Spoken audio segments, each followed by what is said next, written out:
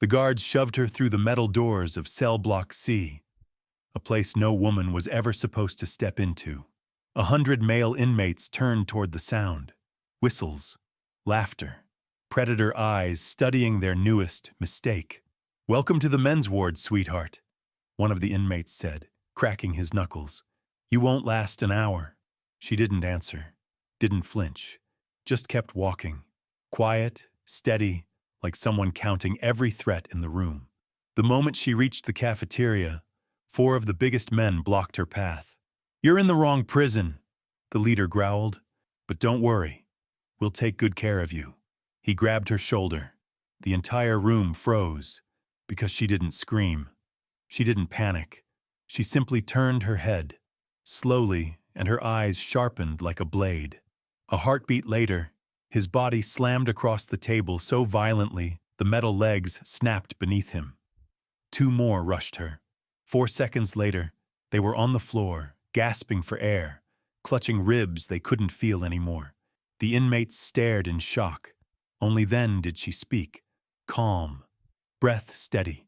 "I told the judge the truth," she said. "But since none of you listen," she raised her hands, posture shifting into a stance no one had seen before. "I'll let my kung fu do the talking." No one knew it yet, but the woman they thought was helpless was a retired kung fu master, trained under a lineage older than the prison itself, and by midnight, every inmate in cell block C would learn her name. Stay with me until the end, because what she does next inside that male prison stunned the entire justice system. Before we begin, don't forget to like this video, hit subscribe, and comment where you're watching from. Now let's get started. Li Wei had been living the quiet life she'd earned after 23 years of mastering the ancient art of Wing Chun Kung Fu. At 52, she ran a small tea shop in San Francisco's Chinatown, serving regular customers who knew her as the gentle woman with kind eyes who always remembered how they liked their jasmine tea prepared.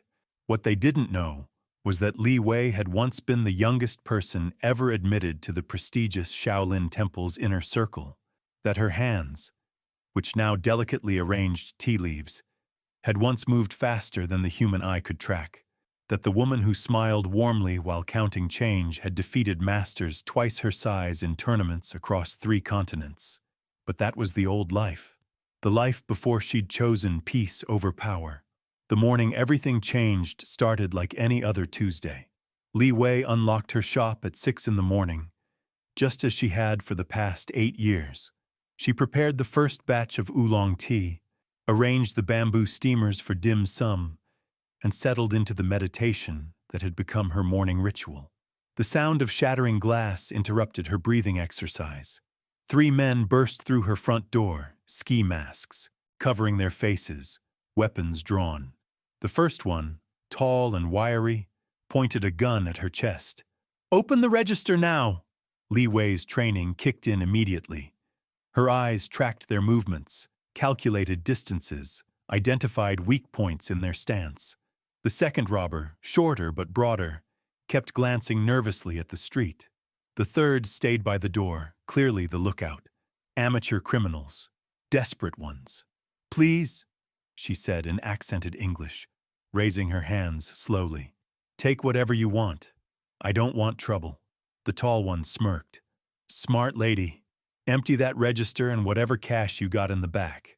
Li Wei moved toward the antique cash register, her movements deliberately slow and non-threatening, but her mind was calculating. The tall one held his weapon incorrectly, finger off the trigger, stance too wide. The broad one kept shifting his weight, nervous energy making him sloppy. The lookout was more concerned with the street than with her. She could disarm all 3 in less than 6 seconds. But Li Wei had made a promise to herself 8 years ago. No more violence, no more using her skills to hurt others, even when they deserved it. So she opened the register and handed over the $237 inside.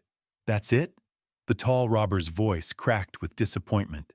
"This is all you got? Business is slow," Li Wei said truthfully. "That's everything." What happened next changed everything. The broad robber noticed something behind the counter. an ornate wooden box that Li Wei kept her most precious tea leaves in. To him, it looked expensive. "What's in the box, Grandma?" "Just tea," she said quietly. But he was already reaching for it, knocking over a ceramic pot in the process. The pot shattered against the floor, and Li Wei watched 20 years of memories scatter in pieces. That pot had been a gift from her master before he died. The only physical reminder she had of the temple where she'd learned not just to fight, but to find inner peace. For just a moment, Li Wei's control slipped. The broad robber opened the wooden box and dumped her premium Dragon Well tea leaves onto the floor, grinding them under his boot while looking for hidden money. "Nothing here either," he said, then kicked the empty box across the room. Li Wei's hands trembled, not from fear, from the effort it took to maintain her composure. The tall robber noticed her reaction and misinterpreted it. "Getting scared now, are we? Maybe you got more money hidden somewhere else." He stepped closer, pressing the gun barrel against her temple. "I'm going to ask you one more time, old woman. Where's the real money?" Li Wei closed her eyes and took a deep breath. In that moment, she made a choice that would haunt her for months to come. She chose peace.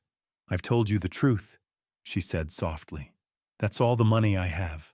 The robbers left with her register money, her dignity, and something far more valuable, her sense of safety in the place she'd called home for nearly a decade. Li Wei spent the rest of the morning sweeping up broken ceramics and scattered tea leaves, each piece a reminder that her quiet life wasn't as protected as she'd believed. She never saw the surveillance camera across the street that had captured everything. She never knew that the camera's angle made it look like she was reaching for something under the counter when she'd actually been steadying herself against the register. She never suspected that the footage would be misidentified by a rookie detective who was more interested in closing cases quickly than examining evidence carefully. And she certainly never imagined that 3 weeks later, she'd be sitting in handcuffs while Detective Morrison read her rights for armed robbery. "You have the right to remain silent. Anything you say can and will be used against you in a court of law."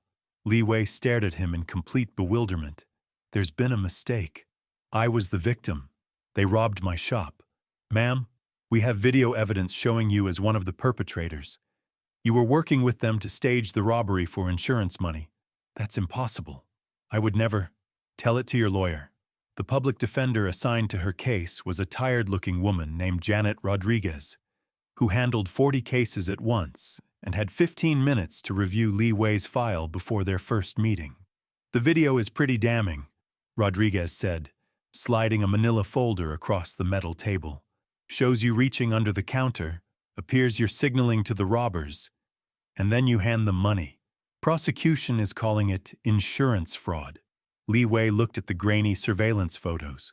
From this angle, she could understand the confusion. But she also knew the truth. "I was reaching to steady myself. I was scared. And I gave them money because they had a gun pointed at my head." "I believe you," Rodriguez said, though her tone suggested otherwise. "But belief doesn't win cases. Evidence does. And right now, the evidence doesn't look good." The trial was a nightmare. The prosecution painted Li Wei as a desperate business owner who'd staged her own robbery to collect insurance money. They pointed to her pristine credit score as evidence of someone who planned carefully. They highlighted the fact that she'd remained calm during the robbery as proof of her involvement. Her defense was simple. She was a victim who'd been misidentified, but simple doesn't always win against compelling narrative. The jury deliberated for 6 hours before returning a guilty verdict. Judge Harrison looked genuinely pained as he delivered the sentence. "Ms. Lee, while I have some reservations about this case, the jury has spoken. You've been found guilty of conspiracy to commit armed robbery and insurance fraud. I'm sentencing you to 3 years in state prison with eligibility for parole in 18 months. Li Wei felt the world spin around her. 3 years. For a crime she didn't commit. But the real nightmare was just beginning. The transportation order somehow got mixed up in the system. Instead of being sent to Valley State Prison for women, Li Wei found herself on a bus, heading toward Millfield Correctional Facility, a maximum security men's prison. The error should have been caught at intake, should have been corrected immediately. But Millfield was understaffed, overcrowded, and running on a computer system from the 1990s. Li Wei's paperwork listed her gender as male due to a clerical error that nobody bothered to double-check. By the time anyone realized the mistake, Li Wei was already walking through the doors of cell block C. And that's when her quiet life as a tea shop owner ended forever to that check. By a T realized the mistake, Lid Forever Wei was already walking quiet cell. Through the doors, shop owner Ende block C. Anne's when her life as of the time anyone. The silence that followed was deafening. 300 pounds of muscle lay scattered across the cafeteria floor like broken toys. Li Wei stood in the center of it all, her breathing still perfectly controlled, her stance returning to that of a harmless middle-aged woman. But the illusion was shattered forever. "What the hell just happened?" whispered an inmate from across the room. The answer came from Marcus "Tank" Williams, a lifer who'd been running cell block C for the past 8 years. He pushed through the crowd, his massive frame casting shadows across the fluorescent-lit floor. Tank had seen everything in his time inside. Gang wars, riots, men killed over cigarettes and disrespect. But he'd never seen anything like this. The woman stood barely 5'4", maybe 130 pounds soaking wet. She looked like somebody's grandmother who'd gotten lost on her way to the library. Yet 3 of his best enforcers were sprawled unconscious around her feet. "Lady," Tank said slowly, his voice carrying the authority of someone who'd never been challenged. "I don't know what kind of circus trick that was, but you just made a very big mistake." Li Wei turned to face him. Her dark eyes held no fear, no aggression, just a quiet sadness that seemed out of place in this concrete hell. "I don't want any trouble," she said in that same gentle voice she'd used with her tea shop customers. "I just want to serve my time and go home." Tank laughed, a sound like grinding metal. "Serve your time, sweetheart? You're in a men's maximum security prison. The only thing you're gonna serve is whatever we decide to give you." He gestured to the 30 inmates who'd gathered around them. Killers, rapists, men who'd been locked away from society because they couldn't be trusted around civilized people. "See, we got rules in here, and the first rule is respect. You just disrespected my boys in front of everybody. That means you disrespected me." Li Wei closed her eyes for a moment. In her mind, she could hear Master Chen's voice from decades ago. Violence should be the last resort of the peaceful warrior. But when evil forces your hand, strike without hesitation and without mercy. When she opened her eyes, something had changed. The gentle tea shop owner was gone. In her place stood someone who'd spent 23 years perfecting the art of combat. "I said I don't want trouble," she repeated. "But if you insist on bringing it to me." She shifted her weight almost imperceptibly. To most of the inmates, she looked exactly the same. But Tank had been in enough fights to recognize a predator when he saw one. And for the first time in 8 years, Tank Williams felt a chill run down his spine. "You threatening me?" he asked, though his voice had lost some of its earlier confidence. "I'm explaining the situation," Li Wei replied calmly. "You can choose to leave me alone, or you can choose to join your friends on the floor. Those are your only options." The crowd pressed closer. Dozens of convicted felons forming a circle around what looked like the most lopsided fight in prison history. Some were already pulling out makeshift weapons, sharpened toothbrushes, pieces of metal filed to razor edges, a sock filled with batteries. Tank looked at his unconscious enforcers, then back at the small Asian woman who'd put them down without breaking a sweat. His reputation was on the line. In a place like this, reputation was everything. Show weakness once, and you'd spend the rest of your sentence fighting for survival. "Boys," he said, without taking his eyes off Li Wei. "Light her up." 8 inmates rushed her simultaneously. What happened next would be talked about in cell block C for years to come. Li Wei moved like water flowing around stones. The first attacker's sharpened toothbrush whistled past her face as she sidestepped and drove her palm into his solar plexus. He dropped instantly, unable to breathe. The second man swung a sock full of batteries at her head. She caught his wrist, twisted sharply, and the sound of breaking bone echoed through the cafeteria. The weapon clattered to the floor as he screamed. A piece of sharpened metal came at her from the left. Li Wei deflected it with the back of her hand, then struck her attacker's throat with two extended fingers. He collapsed, clutching his neck and making strangled, gasping sounds. The remaining 5 hesitated for just a moment. That moment cost them everything.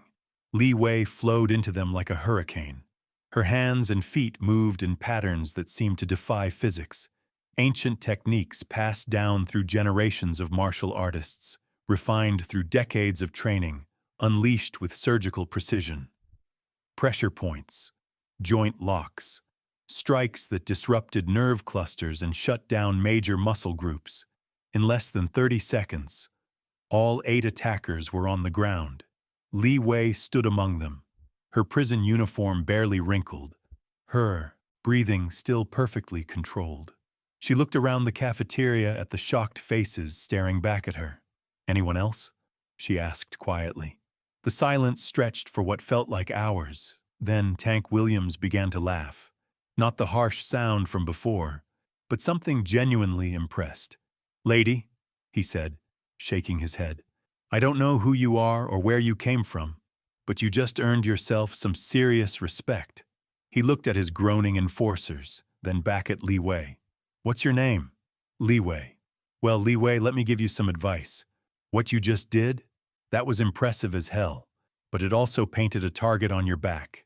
Every tough guy in this place is gonna want to test themselves against you now, and some of them ain't gonna come at you fair." Li Wei nodded. She'd expected as much. "I understand. Do you? Because understanding and surviving are two different things. You might be some kind of kung fu master, but you're still one woman in a prison full of men who've got nothing but time and anger."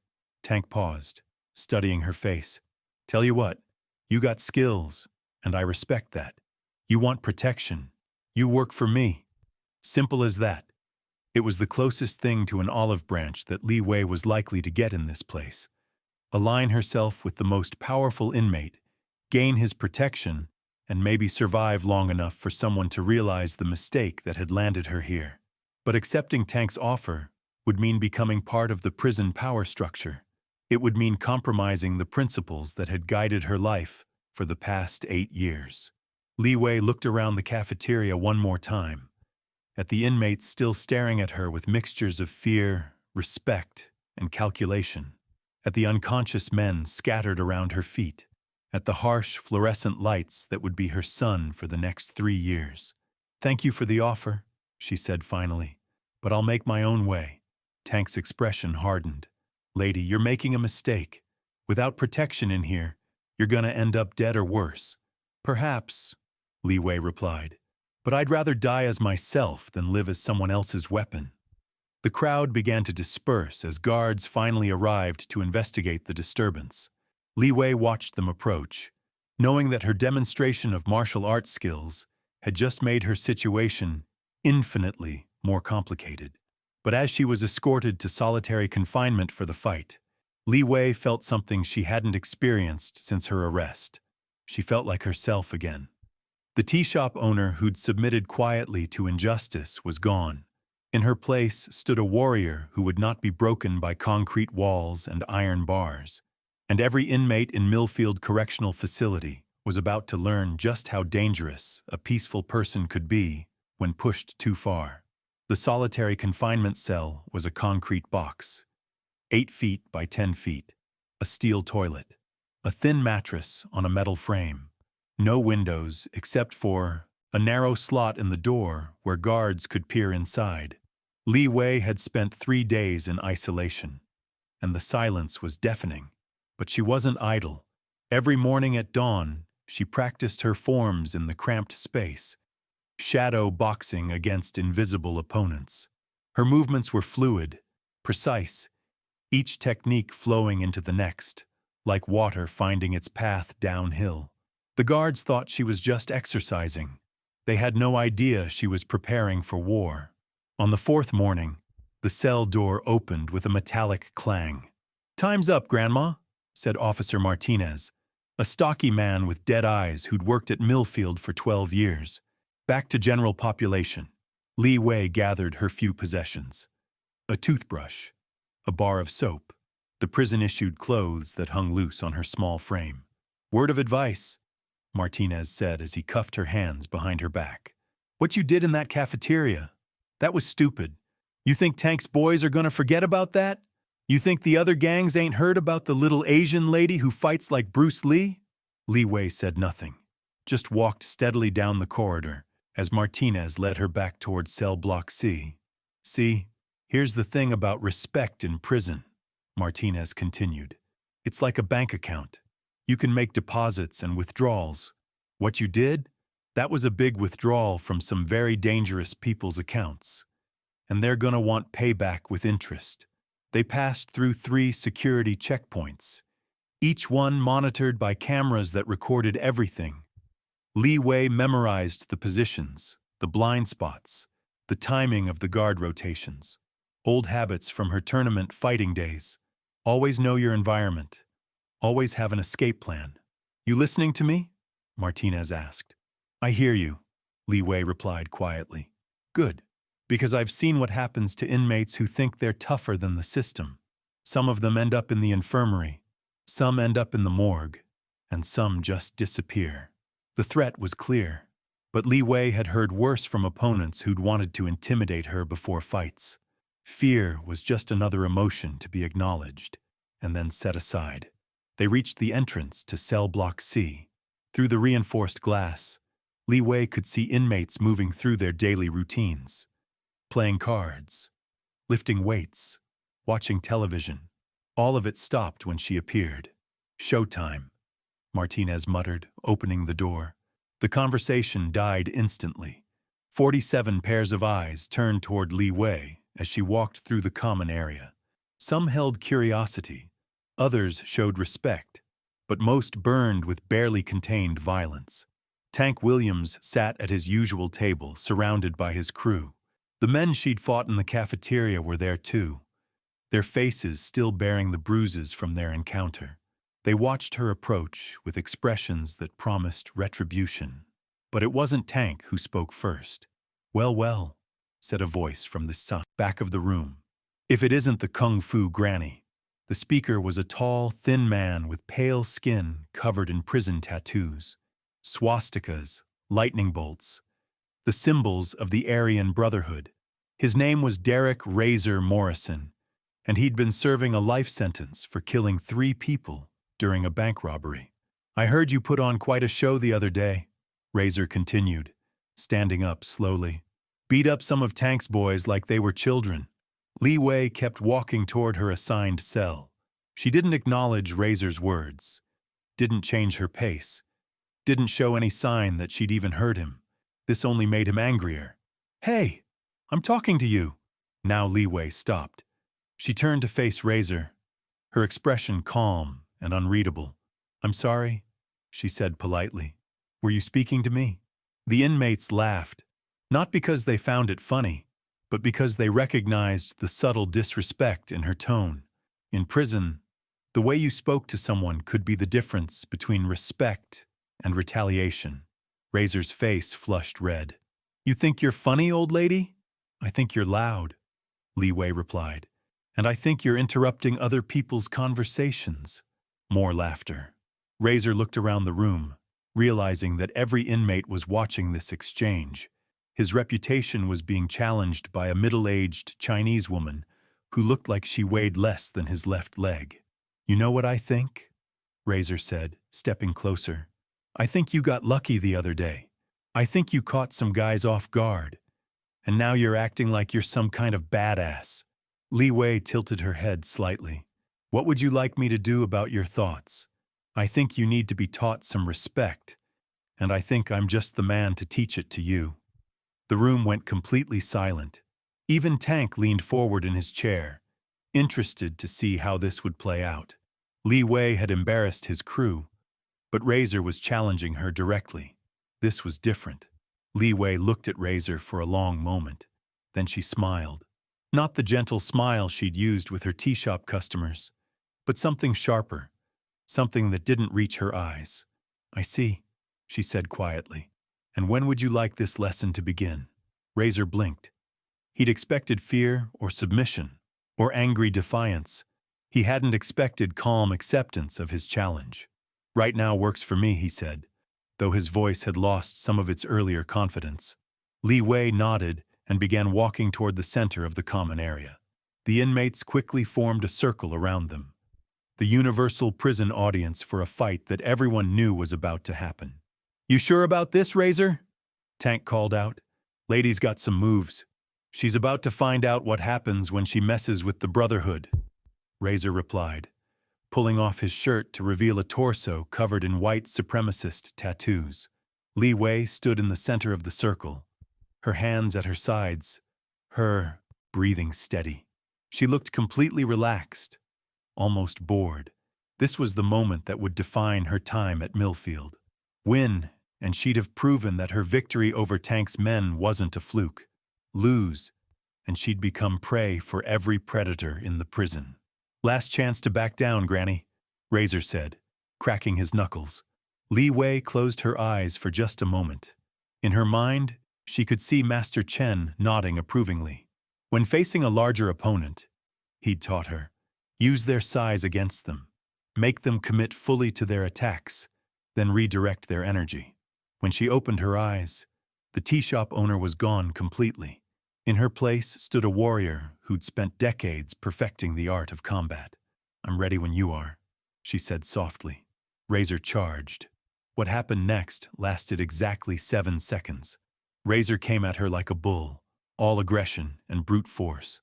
Li Wei sidestepped at the last possible moment, grabbed his extended arm, and used his own momentum to send him crashing into the concrete wall. The impact was so violent that it cracked the paint. Razor pushed himself off the wall, dazed but still standing. Blood trickled from his nose where it had connected with concrete. "Lucky shot," he growled, wiping blood with the back of his hand. This time he approached more carefully, hands up in a boxing stance. He'd done some fighting before his arrest, and he knew enough to be cautious now. But Li Wei had been studying him during his first attack. His footwork was sloppy, his guard was too low, and he telegraphed his punches by dropping his shoulder before throwing them. Amateur mistakes that would cost him dearly. Razor threw a right cross toward her head. Li Wei deflected it with her left hand while simultaneously striking his elbow with her right palm. The joint hyperextended with a wet, popping sound. Razor screamed and stumbled backward, his right arm hanging useless at his side. "My arm! You broke my damn arm!" Li Wei looked at him with something approaching pity. "Your arm isn't broken, but the ligaments are torn. You won't be able to use it properly for several weeks." She turned to walk away, considering the fight finished. That's when Razor made his final mistake. He pulled a sharpened piece of metal from his waistband with his left hand and lunged at Li Wei's back. Without turning around, Li Wei stepped sideways and spun. Her right leg swept Razor's feet while her left hand caught his wrist. In one fluid motion, she redirected his momentum and sent him flying across the common area. He landed hard on a table where 3 inmates had been playing cards. The table collapsed under his weight, sending cards and cigarettes flying everywhere. Razor didn't get up this time. Li Wei stood in the center of the circle, surrounded by 46 men who'd just watched her dismantle one of the prison's most feared inmates in less than 7 seconds. The silence stretched for nearly a minute. Then, Tank Williams began to clap, slowly at first, then faster. Soon the entire common area was filled with applause and cheers. "Now that," Tank said, grinning broadly, "was a thing of beauty."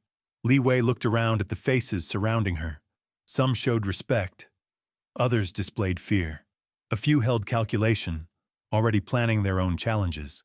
But all of them now understood one fundamental truth. The small Asian woman wasn't prey. She was the apex predator, and Cell Block C would never be the same, never be the same. The news of Li Wei's second victory spread through Millfield Correctional Facility like wildfire. By evening count, inmates in every block knew about the small Asian woman who'd taken down Razor Morrison in 7 seconds flat. But fame in prison comes with a price. Word reached the ears of Captain Rodriguez, the head of security, who'd been watching the situation develop with growing concern. A woman in a men's facility was already a nightmare scenario. A woman who could fight like a trained assassin was something else entirely. "We've got a problem," Rodriguez told Warden Patterson during their evening briefing. "The Li Wei situation is escalating. 2 major fights in less than a week. The inmates are starting to see her as some kind of legend." Warden Patterson rubbed his temples. He'd been running Millfield for 15 years, and he'd never dealt with anything like this.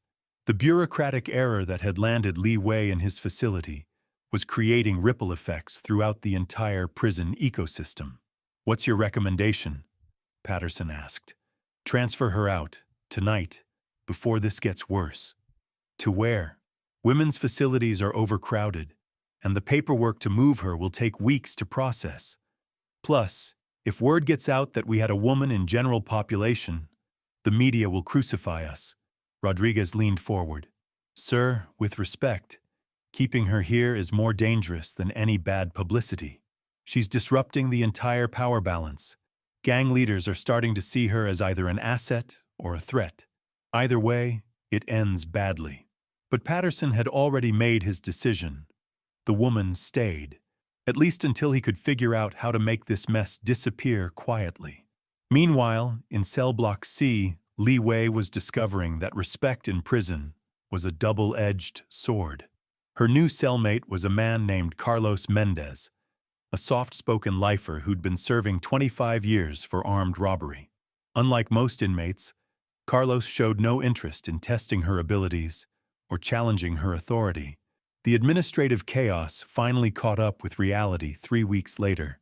Li Wei's case reached the state attorney general's office, triggering an immediate investigation into how a woman had ended up in a maximum security men's facility.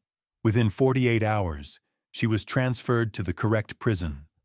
Her conviction overturned on appeal, and the surveillance footage that had wrongly convicted her was properly analyzed by competent investigators. Li Wei walked out of Valley State Prison for Women a free woman. Her charges dropped, her name cleared, but her 3 weeks at Millfield had changed everything. The gentle tea shop owner who'd entered cell block C was gone. In her place stood someone who'd rediscovered her warrior spirit when the system failed her completely. She never reopened her tea shop. Instead, Li Wei founded a martial arts school that specialized in teaching self-defense to women who'd survived the justice system's failures. Her first student was a young woman who'd been wrongly convicted of assault while defending herself against an abuser. "The system will fail you," Li Wei told her on the first day of training. "But you don't have to fail yourself." The inscription above the door of her school read, "When justice sleeps, the warrior awakens." And in cell block C, inmates still tell stories about the small Asian woman who taught them that sometimes the most dangerous person in the room is the one you underestimate.